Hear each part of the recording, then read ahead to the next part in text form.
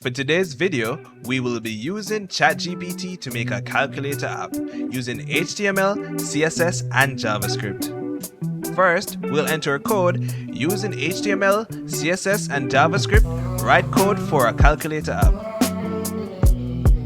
After our code has been outputted, we can test it on Codepen.io. We can copy our HTML, CSS, and JavaScript code, or HTML to get information on the screen, or CSS to style that information, and our JavaScript to add functionality.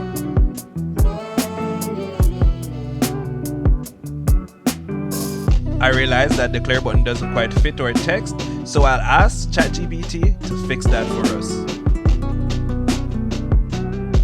Now, let's test our app.